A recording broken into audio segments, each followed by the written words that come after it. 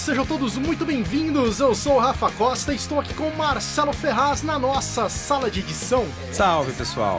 Hollywood, Los Angeles, Califórnia.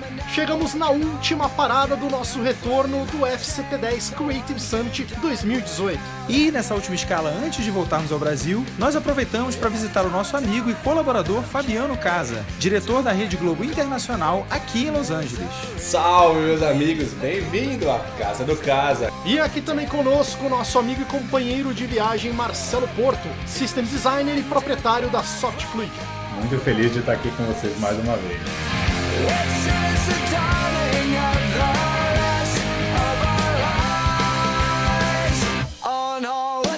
Fabiano Casa, Los Angeles, cara, Califórnia, você, o pessoal já te conhece aí, né, nosso colaborador que esteve presente aí na maioria dos nossos episódios, nosso amigo, meu amigo, é uma honra, cara, estar na sua casa, estar em Los Angeles, estar aqui com sala de edição, um sonho que a gente teve, ver você aqui, as tuas realizações, as tuas conquistas, né? Diretor da Rede Globo Internacional. O que você tem feito aqui? Explica um pouco pra gente como é que você chegou aqui, indo por partes, né? Hoje você tá como diretor da Globo do programa Planeta Brasil, é isso? Isso. Planeta Brasil é um programa que tá no ar já há 15 anos. É um programa que conta, na verdade, a história de imigrantes. Então, de brasileiros que estão aqui, que vieram conquistar seu espaço, suas vidas em solo americano. E é um programa que retrata a comunidade, né? E eu fui muito feliz de fazer parte desse projeto. Abriu-se uma seleção, na verdade, há 1 ano e meio atrás, um pouco mais, 2 anos atrás. Por Facebook, alguns amigos me indicaram para a vaga, eu fiz o processo seletivo. Esse processo seletivo durou-se um tempo para ter uma resposta efetiva. E durante esse processo, na verdade, de espera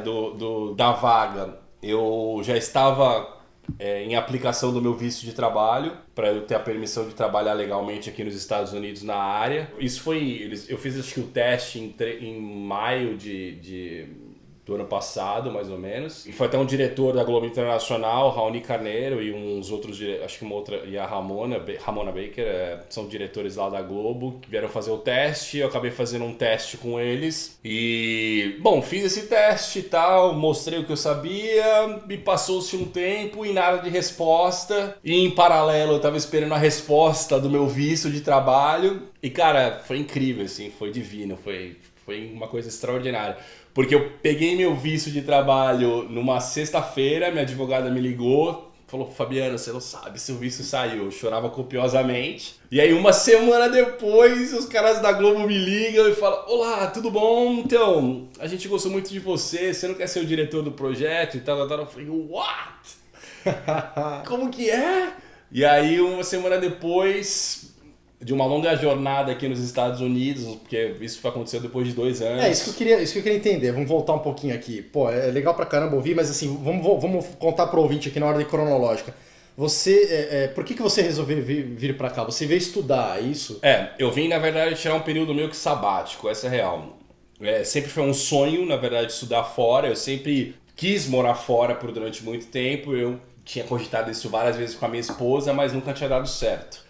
Eu venho de uma família muito pobre, bem humilde, da Zona Leste de São Paulo. Foi sempre tudo muito custoso, muito difícil. Fazer faculdade foi difícil. Eu fiz faculdade com ProUni. Então a minha história de trajetória de vida sempre é uma trajetória mais assim, tipo, muito esforço. E aí, cara, era sempre uma coisa muito distante morar fora. Porque o dólar sempre foi alto, a gente nunca teve condições. Eu sempre olhava, tipo, quero ter um sonho de morar e tal, estudar, mas a realidade era outra. Eu não tinha condições de bancar um sonho desse durante muito tempo. E aí as coisas foram melhorando, eu estava financeiramente um pouco melhor, trabalhando em vários projetos de televisão em São Paulo, até que eu virei a chave e falei: não, é agora, se eu não fizer isso agora eu não vou fazer mais. E nisso eu sou casado já, hoje estou casado há 12 anos, estou há 15 anos com a minha esposa, a gente tem uma filha, nossa princesinha Valentina, e a Valentina estava com 3 anos, então foi até uma decisão um pouco ousada. Porque assim, eu sempre tive a intenção de morar fora, mas eu não tinha a convicção, aquela certeza absoluta de que eu ia fazer isso e que ia continuar morando fora. Por conta da realidade, o dólar super caro, eu tinha 6 meses de grana para passar aqui, mas a gente deu um passo, eu vim para estudar, estudei numa escola super legal de inglês em Santa Mônica, e ali a minha vida foi desenrolando, assim, os primeiros passos aqui nos Estados Unidos, eles foram bem surpreendentes, porque a forma que as coisas aconteceram, elas foram muito mágicas, assim, muito milagrosas. Então eu fui conhecendo pessoas que foram agregando no início da minha caminhada aqui, que me abençoaram muito, me ajudaram a crescer e me colocaram num caminho, assim, eu acho, que foram me abraçando, suportando, né? E como é que foi que você conseguiu contato com a Globo? Como é que chegaram em você ali para você fazer, que você falou que você aplicou, né? Como é que você soube? Então, na aplicação você já estava trabalhando no audiovisual aqui ou não? Então, eu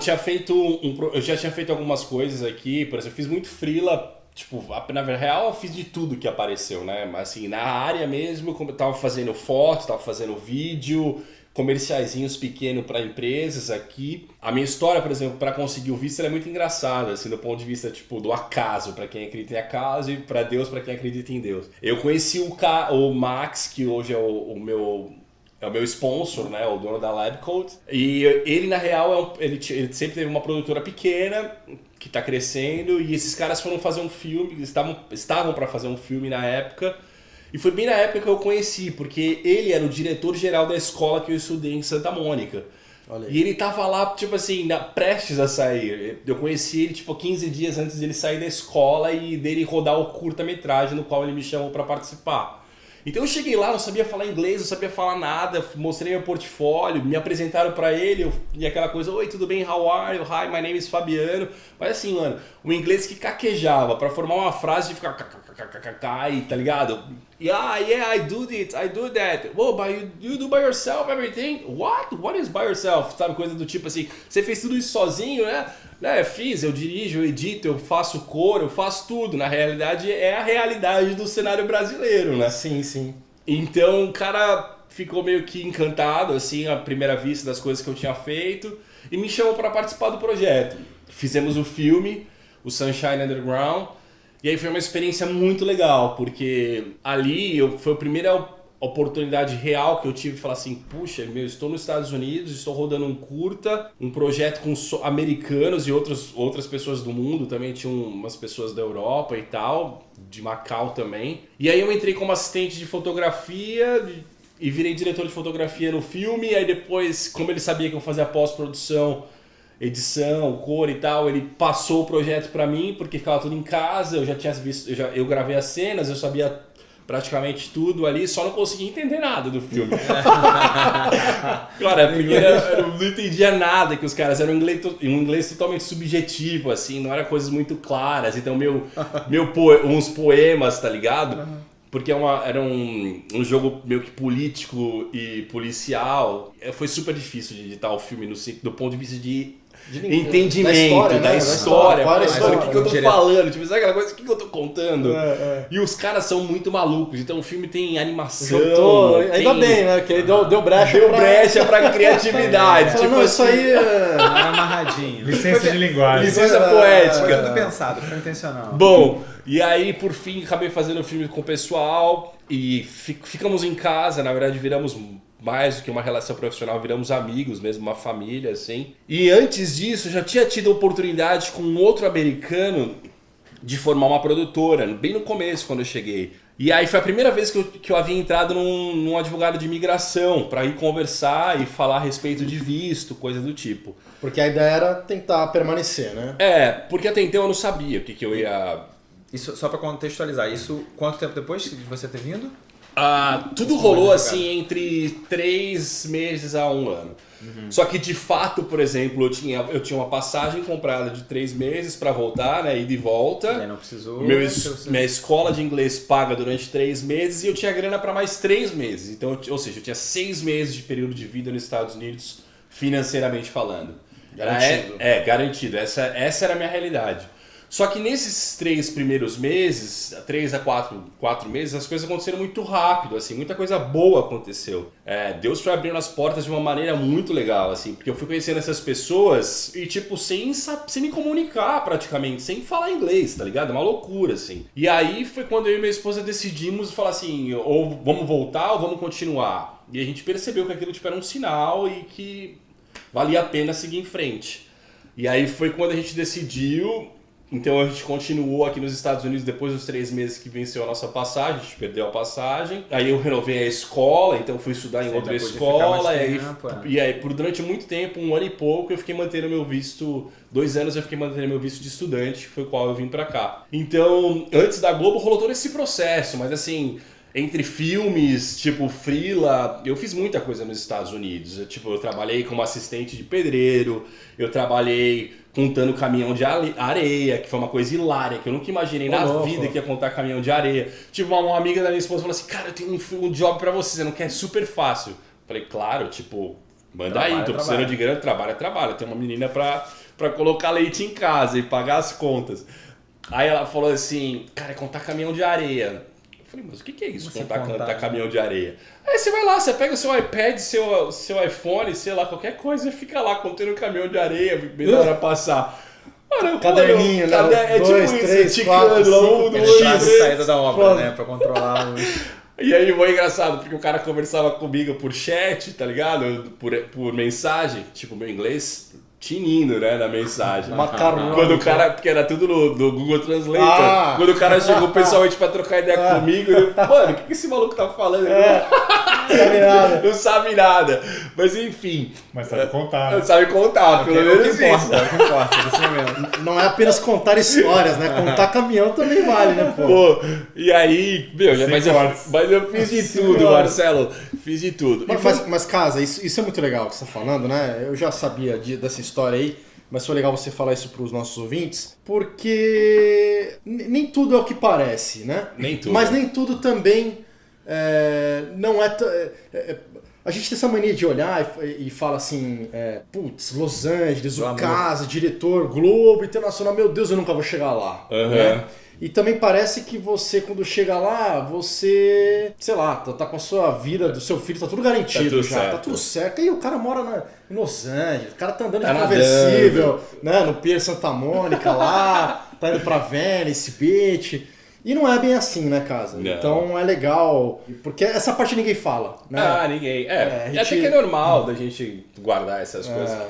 Que de fato, no final, eu acho que é até uma grande bobeira da nossa parte do termo, porque é muito ego, na real, né? Então, esse é o ponto. E é legal saber, assim, porque... Quer ouvir uma de ego Manda, que rolou? manda. Deixa eu contar essa pra vocês. Bom, minha esposa tava... Eu fiz uns freela de faxina, tá ligado? Faxineiro. Mano, esse daí foi o pior da vida, assim. Nunca me imaginei nessa situação. Bom, mas estamos aqui, né? Me coloquei à disposição. Lógico. Pra isso, assumi o risco, né? Cara, teve uma vez que minha esposa falou assim, ó, apareceu um job... Porque, na real, faxina é o que dá mais grana nos Estados Unidos. Porque assim, você trampa lá 3 horinhas, 4 horinhas... E, velho, você tá com seu 100 conto e foi embora, tipo... Tchau, sem estresse nenhum. Não tem essa coisa, você trabalhou, você editou o dia inteiro, você ganhou 100 conto e ainda você saca aquele estresse que tem que terminar amanhã. Não, velho. Você fez a faxininha lá, que as faxinas daqui é bem meia boca comparada do Brasil, né? Você vai lá, passa uma vassoura, um paninho e, ó, fui. Sem conto no bolso, limpo, sem taxa, sem nada. Então todo mundo, tipo, se sujeita, assim, não todo mundo, né? Mas todo mundo que quer ganhar uma grana um pouco mais fácil. Tem que meter a mão na imagina que você vai dirigir um Uber, que você vai trabalhar o dia inteiro pra ganhar 150 conto. Sim, e na faxina você... Vai vendo. Aí uma vez rolou uma faxina, tipo, uma amiga da minha esposa falou assim, ó, não vou poder ir, você não quer pegar? Minha esposa tava meio cansada e tal, falou, tipo, meu, deixa que ela falou assim, eu vou. Aí eu falei assim, tá bom, eu vou com você. Aí eu cheguei no Pico. O Pico era tipo uma agência de publicidade. Era uma casa, tipo assim, com várias salas e cada sala tinha uma plaquinha, Twitter, YouTube. Afinal, até hoje eu não sei o que é. Mas enfim, eu cheguei no Pico pra fazer a faxina.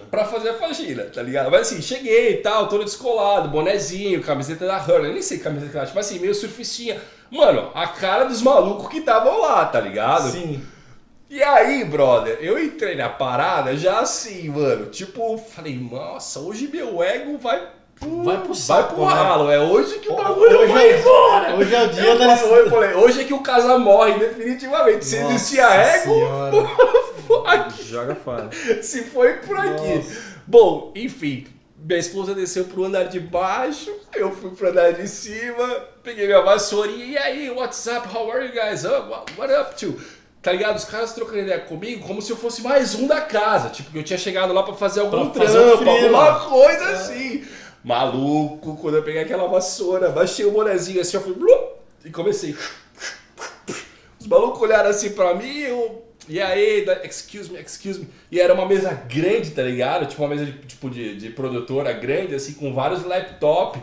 E os maluquinhos levantando a perna, velho, e eu varrendo o bagulho. Velho, aquele dia eu saí de lá, assim, até escorreu uma lágrima. Eu falei pra minha esposa, eu falei, hoje, se eu tinha ego, velho, esse ego ficou pra trás, morreu. Não, mas isso é uma coisa, cara, surreal, velho. Nossa, surreal. Sabe aquele que dá um nó na garganta? Imagino. Porque imagina, mano, você vê todo mundo que tá ali, tipo, assim, eu me via como eles. Sim. Eu em São Paulo jamais acho que me viria numa situação como essa, tipo assim, participaria, estaria ali no mesmo projeto que os caras estavam fazendo de web design, sei lá. Você sabia ter mais que os caras. Exato, tipo coisa do tipo, tá ligado? Não, aperta o comando aí. De dois aí, ó. Pela tua formação, teu conhecimento. Cara, tu tá fazendo errado, ó. Peraí, Segura a vassoura aqui, ó. Segura a vassoura aqui, ó. Deixa aqui que eu faço. Deixa eu te mostrar. Mano, mas aí foi isso, assim. Agora emendando isso nessa história aí. Deixa eu tomar um gole de água. Vai lá. Fala Vai. aí. Não, mas é bem isso. Não, isso me fez lembrar, enfim, vamos dar um pouquinho mais pra frente aqui, dessa história do seu generalismo, né, que a gente fala de fazer, que foi o que te destacou aqui, né? Isso. Você estava me falando que na produtora que você começou a fazer o trabalho, o cara também, acho que o que te diferenciou ali foi o fato de você tá ali, opa, não, peraí, faz isso aqui. Depois você entrou de assistente. Porque você era um faz-tudo, assim. Você teve a pegada de ser um faz-tudo, né? Você conseguia trabalhar em edição, em fotografia, em direção.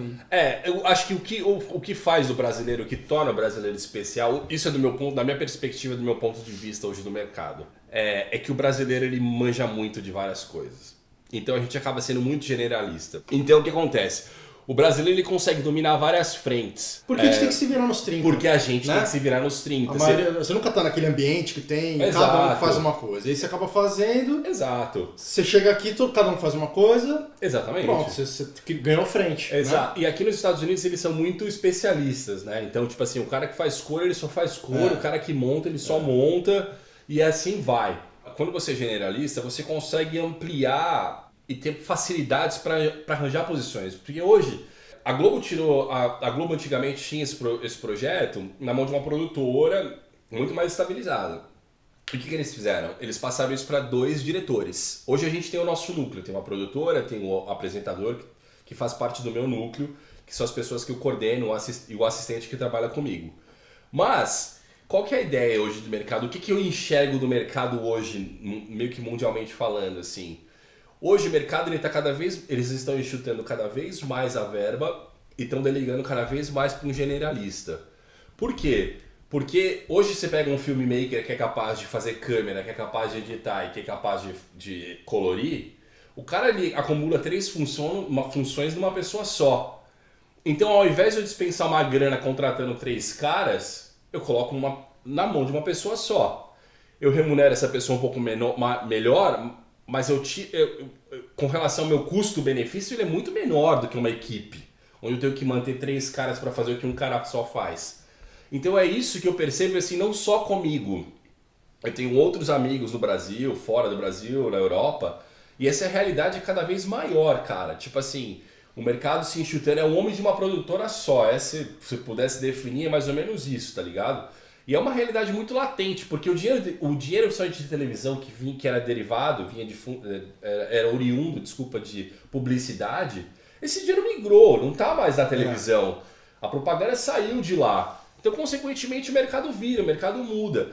E hoje, a gente cresce num mundo cada vez mais conectado, mais globalizado, onde tipo, você pega jovens de 18 anos que os caras sabem fazer after, os caras sabem fazer final, editar, os caras sabem fazer tudo com 18 anos, porque os caras experimentam, tudo é muito fácil, tudo tipo tá na mão, e é um outro mindset do nosso. Hoje eu tô com 37, mas se você pegar o mercado dessa geração que tá nascendo, cara, é muito touch, tá tudo aí, tipo, tá tudo disponível, mais tá natural, ligado? É tudo né? mais natural. Então, voltando pro que eu entendo hoje de mercado generalista e tal, foi o que me fez, talvez me tornou um pouquinho especial nesse momento, das circunstâncias que se apresentaram para mim, foi que eu sabia fazer várias frentes de vários trabalhos que eu pude dominar bem aqui nos Estados Unidos. Tá, mas você, quando eu te conheci, a gente editou junto.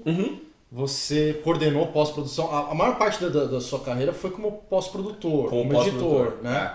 E aí, como é que foi isso? Como é que você começou a pegar a câmera e fazer outras... Então, eu me formei em TV. E aí, o que aconteceu? Eu comprei uma câmera para treinar, para ter um pouco mais de contato com câmeras e tal, porque não era muito a minha vibe. Eu entrei em rádio e TV, mas assim, não tinha uma experiência em nada do mercado. Eu sempre vim de administração, sempre trabalhei com isso, banco, administração. E aí quando eu entrei na faculdade, tipo, meu sonho era, pô, é isso que eu quero fazer, ou rádio, TV, cinema ou publicidade. Só que publicidade e cinema era uma grana, e acabei conseguindo bolsa e fui fazer rádio e TV na AMB. E aí, cara, você tem uma história legal, porque assim, ao invés de comprar uma geladeira no meu casamento, eu comprei uma câmera fotográfica. Acho que eu lembro que você falou já. Comprei mó treta em casa, assim, com sogra, esposa, todo mundo. Você é louco, você vai comprar uma TV? Eu falei, não, eu vou comprar essa máquina fotográfica pra fazer as fotos do casamento e depois... TV a gente arruma.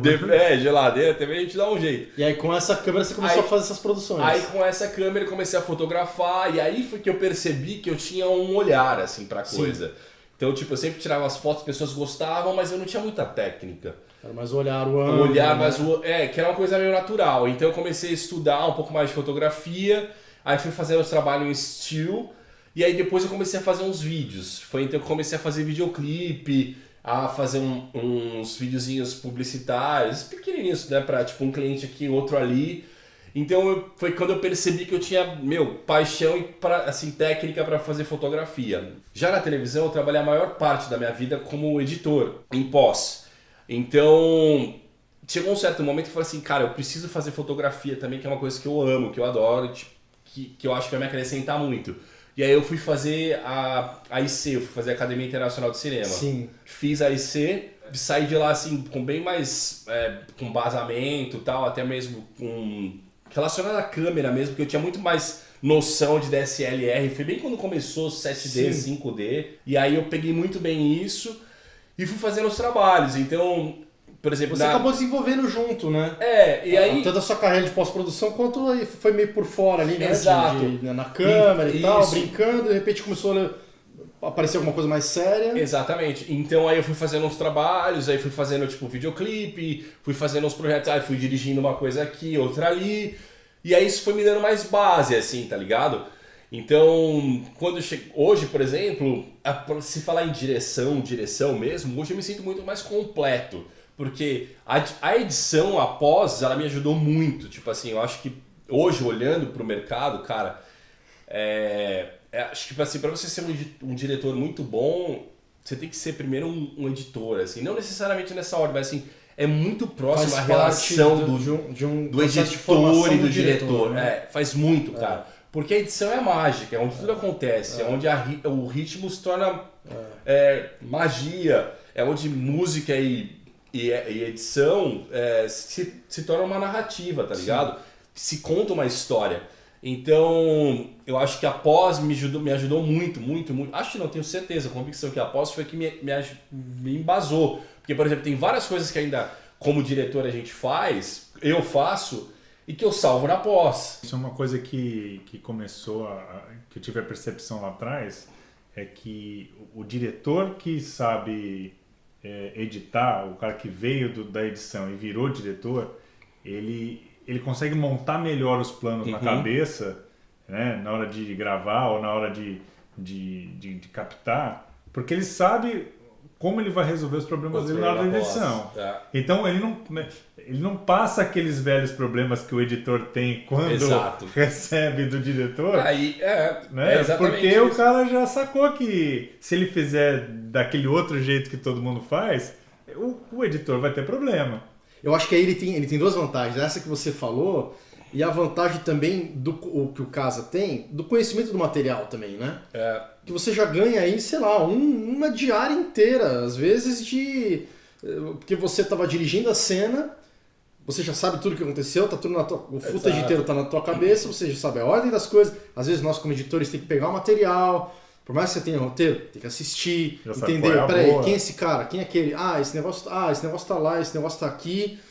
Eu vou usar aqui, talvez, aí lá pra frente tem uma explicação, porque nem tudo é gravado na ordem cronológica. Exato. Lá na frente tem a cabeça, e você, agora entendi por que esse negócio daqui, lá. Então, nessa sua pegada aí, quer dizer, acho que isso talvez tenha sido... ajuda muito. E o fato de você entender, não só entender o material, mas assim... Por exemplo, pelo fato de eu entender muito bem de edição, de pós, isso me dá muita segurança na hora de gravar. Então, assim, eu gravo muita coisa já sabendo o que eu preciso. Que tem. Então, por exemplo, ou do contrário, já sei quando eu gravo e não rendeu, eu falo, mano, eu preciso resolver isso de algum jeito porque não tenho o que eu preciso. E é incrível, assim, porque, até falando aqui com os ouvintes, quando eu tenho editado algumas coisas do Casa, ele tem me passado...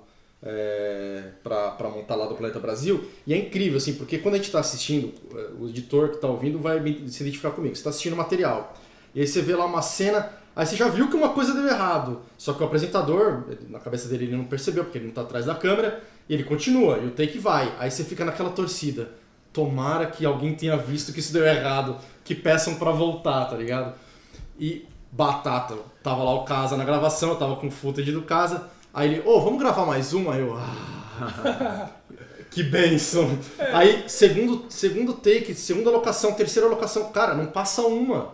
Assim, se tem, eu já assisto e falo, cara, bem que ele podia não gravar mais, porque não preciso assistir mais e já tem. Esse take é bom. Batata, era aquele que tinha. Então, assim, eu como montador, vendo aquilo, de ter o quê? Uns 2 ou 3 programas contigo, 3 episódios, você pegou. Eu vendo aquilo, falei, cara, que fantástico, porque assim, é uma diferença monstra. Praticamente o Casa, ele decupa já o negócio gravando. E meio que já me diz, sem dizer na câmera, o que valeu, o que não valeu. Tá lá. Então isso facilita muito, Então isso me ajuda muito e acho que é um processo natural de quem foi editor. Não vou dizer quem foi, porque quem é editor sempre vai ser editor. Exatamente, pô. Tipo agora se redimiu. Agora se redimiu, pô. Mas, quer que eu refaça, Marcelo? Mas eu acho que é isso, porque assim, a edição vai estar sempre na gente, cara. E é um processo natural. E isso me evoluiu muito como diretor. Isso me trouxe uma confiança, uma segurança absurda. Então hoje eu consigo olhar muito bem para o material e ter a certeza do que eu tenho, assim, ou do que está faltando. Mas tem muita coisa, porque assim, mesmo no processo de você se tornar um bom diretor, acho que depende muito do que você faz. Porque assim, tem coisas que a gente grava, por exemplo, o que eu gravo está muito relacionado ao cotidiano, ali, à rua. Eu não tenho muito controle das ações, não é uma coisa planejada, por exemplo, uma publicidade, um filme que você vai lá e vai fazer aquele take 4 vezes até você chegar onde você quer, sacou? Eu lido muito com expectativas, por exemplo, eu tô gravando um cara na rua, tô lá em New Orleans gravando, o cara tá tocando, tô fazendo um depoimento. De repente aquele cara ali, ele pode me dar o depoimento, como não? E aí eu tenho que fazer com que aquela história tenha sentido para que eu possa amarrar aquele depoimento que tá me faltando. Você tá pensando muito à frente. Né? Exato. Por mais que eu tenha um roteiro que ele seja um guia, um norte, mas muitas vezes você lida com vários percalços. Por exemplo, hoje em dia, até como ele tá no processo desse de brainstorming com o pessoal da Globo, eu falei, cara... principalmente no ano passado, que eu tava só dirigindo, eu não era o dono da produtora ainda, né? Porque teve esse processo que eu virei o dono da produtora depois. Mas quando eu tava só dirigindo, eu administrava muito mais problema. Tipo assim, o problema do equipamento era o ruído do áudio. Era tipo assim, você tá jogando, você tá no meio da rua gravando num sol. Los Angeles, como vocês perceberam, é sol o dia todo. Sim. Meu, explodindo, um sol pra cada um, você não tem como posicionar o cara, você não tem mãos pra te ajudar a fazer uma sombra, rebater uma luz, o que seja. Tem que segurar o negócio lisinho. E aí você tem que segurar o negócio lisinho, o apresentador foco, com o olho azul brilhando e pá, tudo em quadro, tá ligado? Aquela coisa. Você fala assim, foco, mano... Cara, é realmente malabarismo. E aí o caminhão que passa atrás é a criança que corre no meio da rua. Eu confesso que eu fiquei bem admirado, cara. Tá ligado? Então você tem muito mais... você lida com muito mais problemas do que simplesmente falar assim, action, câmera... action.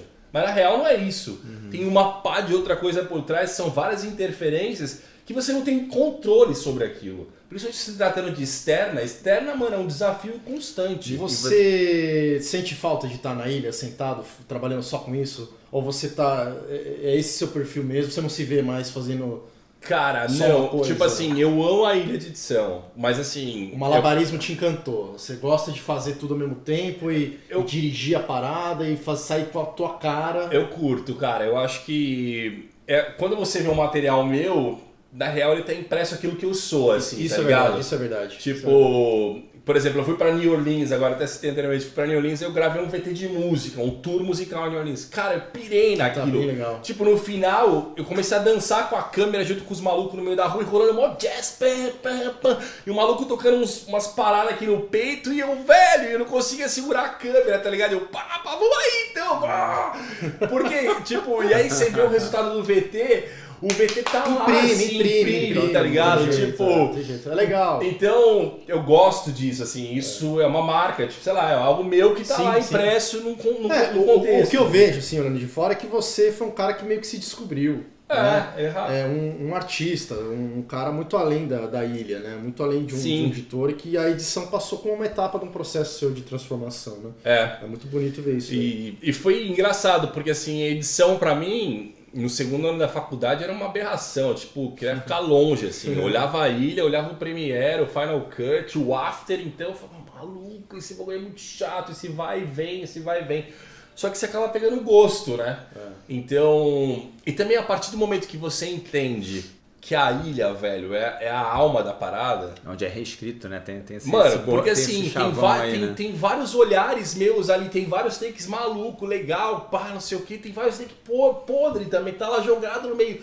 Mas de repente aquela podreira, com aquele olhar que você fez, com aquela música... Velho, você como montador, você sentiu aquilo, você falou, mano, olha isso, olha só, olha essa narrativa. E ao mesmo tempo também a gente vê a importância do contrário, quando você faz esse trabalho todo e de repente numa pós-produção não sai o que você tá... Exato. Que você fala, né, poderia render, né? Exatamente. Pode tanto para bem melhorar muito, às vezes uma coisa que tá mais ou menos, mas também pode estragar o que é muito bom, né? E no meu passar dos anos, assim, trabalhando como montador... Eu vi e vivi muito isso, porque assim, cara, eu peguei muito material bom e muito material ruim, e o resultado daquilo que quando você monta, e tipo, o cara tá desacreditado naquele material, e você monta e o cara olha e fala, caraca, você fez isso? Mano, você tirou da onde esse leite de pedra? Tipo, o maluco não acredita, tá ligado? Então, isso é muito do montador, porque quando você acha um montador, cara, você arrumou um casamento. Você pode ver, tipo, vários diretores famosos, o cara não troca o montador por nada. Ele pode trocar, tipo assim, ele gosta do fotógrafo, ele gosta do cara, do assistente, mas assim, o montador, porque ele sabe que é o cara que tem a mais afinidade com ele, de certo modo, é o cara que, tipo, que vai dar o ritmo pra ele. Sim. Então eu acho que o montador é uma preciosidade, tá ligado? Um cara que monta, que tem feeling, ele faz do bruto, daquele material, daquela tentativa de construção, porque você pode pegar vários montadores, você pega um monte de série, um monte de filme, cara, o cara grava aquela parada daquele eixo, grava aquela fala daquele outro eixo, quando o cara levanta a cena, mano, o cara fala assim, essa cena não monta, não tá legal, aí o cara mete o cara de costa, o cara bota um voice over, tipo, aí o montador, o que ele faz? Ele se vira nos 30 pra cena rolar. Então, tipo assim, é o cara que monta, que é a alma da parada. É o cara que pega, tipo, a trilha, que bota as cenas, que constrói a peça por peça e fala assim, cara, é a mágica. E infelizmente, quem tá por trás, como telespectador, jamais vai ter essa concepção. Porque assim, às vezes você pega vários filmes que você pode achar que foram muito bom, ou propagandas, coisas do tipo, mas que quem fez aquela parada de não quem fez, vamos dizer assim, mas assim... Quem muitas vezes ajudou a levantar aquilo ou botar aquilo tipo de uma forma especial foi o montador, cara.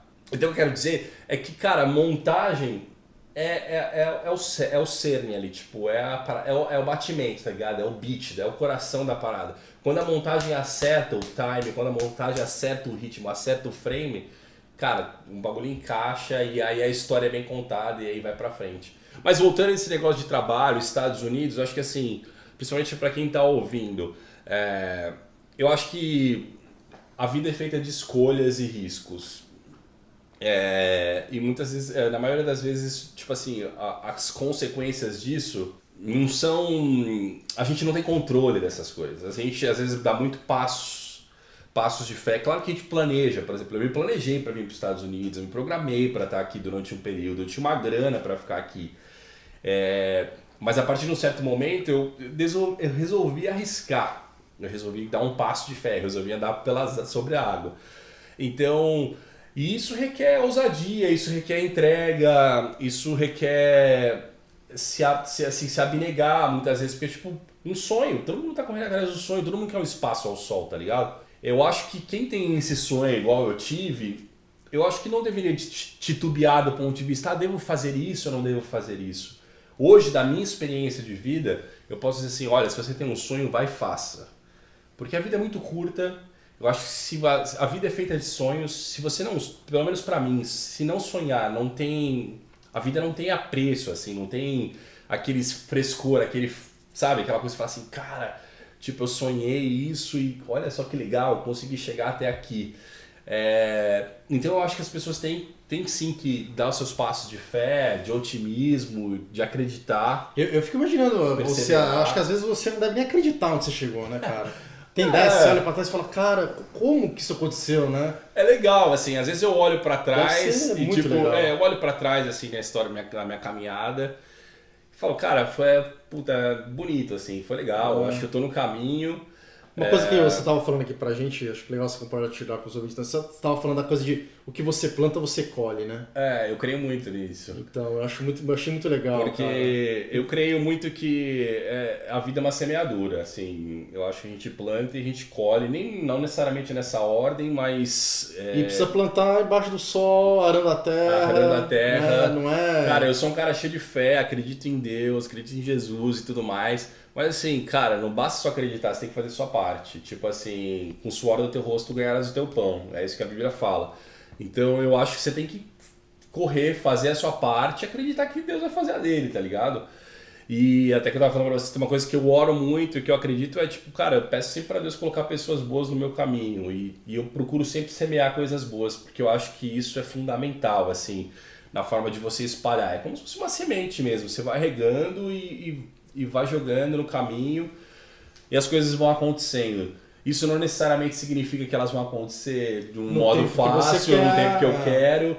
Por exemplo, eu não gostaria de ter feito faxina, eu não gostaria de ter contado caminhão de areia, eu gostaria de chego aqui, me aparece uma porta na Sony. Pô, cara, você é um bom montador ou um bom profissional. Opa, chegou aqui um montador brasileiro, olha só que beleza. Olha só que beleza, exato. Vem aqui. Que currículo maravilhoso. Tá aqui seu plano de saúde, tá aqui seus benefícios, seu carro. Você vai ganhar os seus $1.000 por mês, por ano. Mas na realidade não é essa, né? Então, mas eu acho que até aqui o senhor tem me ajudado. Graças a Deus, eu acho que o principal é saúde. Cara, e tendo como o Bial diz, saúde, como que é? Ele fala assim, se você tem com saúde e paz, o resto a gente corre atrás. Muito bem, boa. Então, mas eu acho que é por aí, assim, tá ligado? No meu ponto de vista, a minha perspectiva é essa. E se eu pudesse dar mais um ponto sobre Estados Unidos, assim, cara, os Estados Unidos é um país maravilhoso, tem muitas oportunidades. Eu acho que Los Angeles, Nova York são lugares que têm boas oportunidades na nossa área. Claro que há muita concorrência, tem muita gente boa, mas também tem muita gente ruim na disputa do mercado. Eu acho que quanto mais preparado você vem, óbvio, mais seguro é para você. Mas nem sempre você vai ter a possibilidade de vir com uma coisa bem estruturada, tudo certinho, com um trabalho, ou às vezes você tem que correr o risco. Eu acho que 80% da população é nessa, né? Tipo assim, das pessoas que a gente tem que... Não vem com... Às vezes, se você esperar, tá tudo certo, não acontece. Em algum momento é passo de fé, né? Se eu fosse falar pra você há 5 anos atrás que eu estaria aqui hoje, nessa posição, eu jamais diria assim, falar daqui, tipo assim, tá ligado? Daqui 5 anos eu vou ser diretor da Globo Internacional ou vou dirigir outros projetos em Los Angeles, vou morar nos Estados Unidos. Há 5 anos atrás, jamais falaria isso. pra mim, especificamente, olhando, você falando no cenário, você fala assim, cara, é uma loucura, é muito fora da realidade. Bom, você me conheceu, tipo, você viu que eu com o sonho de querer vir estudar nos Estados Unidos e tal. E aí você fala, depois de 4 anos que eu consegui um visto, 3 anos e meio que eu consegui um visto, consegui um trabalho. O que tipo, você... eu tô fazendo carreira. Não, e eu vou te falar, cara, hoje a gente tá aqui, o Sala de Edição tá aqui na Califórnia, em Los Angeles, muito por sua causa.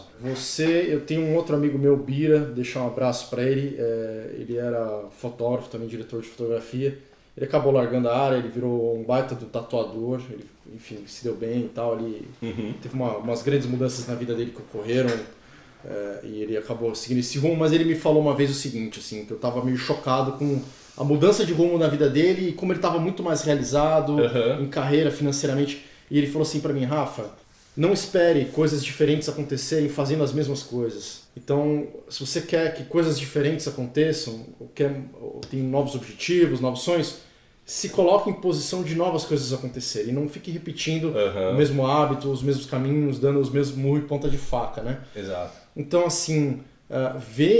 eu lembro de quando a gente conversava lá na fazenda, no quarto, e assim, essa sua vontade de ir e de juntar a grana, economizando ali, às vezes, um hambúrguer que a gente ia comer, sabe, às vezes você deixava de vir para São Paulo, eu tô achando que eu tô em São Paulo, você deixava de ir para São Paulo e voltar para economizar gasolina, você deixava de ver sua mulher, tua filha ali, quer dizer, você bancou um risco de estar aqui e com muito suor e sacrifício você plantou e você está colhendo, né, cara? Isso é muito fantástico. Isso é muito fantástico. Agora, sim, lógico, não é porque você fez aquilo que era garantia de que fosse acontecer tudo isso. Exato. Mas, cara, quem não se coloca em posição de mudança não vai viver mudança, né? Então, assim, a gente está muito feliz, cara. Obrigado por ter recebido a gente aqui na sua casa. Você que deu a ideia, né? Não, foi o Felipe, ele falou, e aí a gente meio se ofereceu, né? Falou, vamos ficar na casa do Casa. Eu falei, pode vir, mas eu vou estar gravando. Mas você vê, né? Quando é que você ia imaginar também que a gente... Né? Você mesmo falando, pode vir aí, cuidado com o que você fala, cara. Daqui a pouco tá todo mundo, tem ouvinte na sua casa. Aqui, meu. Vamos ver a caravana do sala inteira agora, né? Mas as portas do Casa estão sempre abertas e obrigado pelo espaço. Eu acho que ter colaborado com vocês também tem me acrescentado bastante no sentido de relacionamento, de conhecer um pouco mais. Não só, tipo assim, se fala muito, quando eu falo conhecer um pouco mais, principalmente da ferramenta, todo mundo trabalha com Final, então tá todo mundo... Tem Masters, você, o Marcelo, uma boa galera aí que manja bem do software, mas mais além de técnica, software e tal, acho que o compartilhar, acho que isso é o mais legal. Essa troca é muito boa. A troca é muito boa, ela é verdadeira, enfim, acrescenta muito. Então isso me deixa feliz, me deixa... Eu acho que compartilhar experiências é uma das virtudes, assim, tipo, que a vida nos proporciona. Essa era a nossa ideia e essa é a ideia do Sala de Edição. E a gente fica muito honrado de ter você porque, pô, isso aqui foi uma aula, aqui foi uma aula de experiência. Uma aula de experiência de vida internacional. Exatamente. De motivacional. De fé também, pô, é muito legal isso aqui. Cara, obrigado mesmo, brigadão. A gente tá partindo amanhã, tá uma pena que a gente não pôde passar mais tempo juntos. Sim. Você tá indo agora essa semana pra Nova York? Né? Eu tô indo pra Nova York, eu vou pra Upstate, vou gravar um projeto lá agora também de RV, vai ser bem legal. RV é trailer, então a gente vai rodar de motorhome. Olha só que massa. Vai ser bem legal lá vai estar frio, né? Agora já estamos na reta do inverno aí, né? Então vai ser umas coisas legais, né? Tipo, de estar morando fora. Eu mesmo, por exemplo, pegando esse gancho, sempre olhava aqueles projetos tipo assim, Malu pelo Mundo, ou aquele programa daquela loirinha, esqueci o nome dela. Da Didi? Da Didi, Então, eu olhava aquele programa da Didi Wagner e tal. Você falou, nossa, nunca. Nossa, que irado, sou louco pra conhecer o mundo. De repente, 2008, tá lá o Casa, tipo, indo pra vários lugares, assim. Então isso é incrível, cara. Cara, é um prazer, velho. Um prazer mesmo estar aqui. Mesmo. É nóis. Demos um pulo meio furado ali na Calçada da Fama. Eu disse, Calçada Fomos da Fama. ali no Pega-Pato ali. No Hollywood Sign, que foi legal. Foi uma experiência ali, né? Tirar as fotinhas e tal. Mas o que você achou da Calçada da Fama? Não, é meio é legal. Armadilha de turista. É uma 25 de março. Muito. Eu acho que o que a gente curtiu, o que a gente menos achou que ia curtir foi o Hollywood Sign. Eu vi. Foi o letreiro. Eu vi em Santa Mônica, eu gostei bastante. E o que a gente Foi um pôr do sol achou que ia ser bonito. legal foi o mais A Calçada da coleira. Fama realmente é bem. Agora- É bem enganação, assim. Mas vale passar uma vez, tem que passar uma Tem que vez. passar. bom, Não, tem que ir pra conhecer. Isso, falar, Mas vem, fiquem- tirem uma fotinho na Fiquem estrela. meia horinha, não fica nas lojinhas de souvenir. Difícil foi arrancar o Rafa da loja de souvenir. E o Marcelo, Rafa então? catando. Marcelão ia voltar, eu demorei. ia voltar. Terra do consumo. Cara, a gente fica tonto aqui, velho. Lá em São Paulo não tem nem outdoor, velho. A gente não tem publicidade de nada na Aqui rua, tem o assim. Aqui Bolt, você né? fica louco, você fica olhando pra tudo que é lugar. Fala, meu Deus, o cérebro começa a esquentar que nem um iPhone, tá ligado? Você fica quente de muita informação. Pô, foi uma pena, na verdade, a gente não ter cruzado. Aliás, mandar aqui um grande abraço pro Lucas Gonzaga, que a gente já fez um episódio sobre ele, o montador aí, famoso aí, né? O do nosso monstro, meio aí. Lucas Gonzaga. Monstro. Ele tem uma casa, acho que aqui, né, em Los Angeles. Vocês têm se falado, se encontrado por aqui, né? Na real, A gente Lucas, chamou ele pro episódio, mas a gente se desencontrou. A gente veio pra cá, ele foi pra São Paulo, a nosso gente ligou pra ele. O nosso fuso horário agora tá muito diferente, né? Ele já tá de madrugada são lá. 6 horas. nessa Ia hora. tentar colocar ele no Skype aqui, mas não rolou. Eu tive com o Lucas 3 semanas atrás. Ele tava aqui pra... Ele tá montando o filme do Wagner Moura, né? Pela O2. Então ele tava por aí.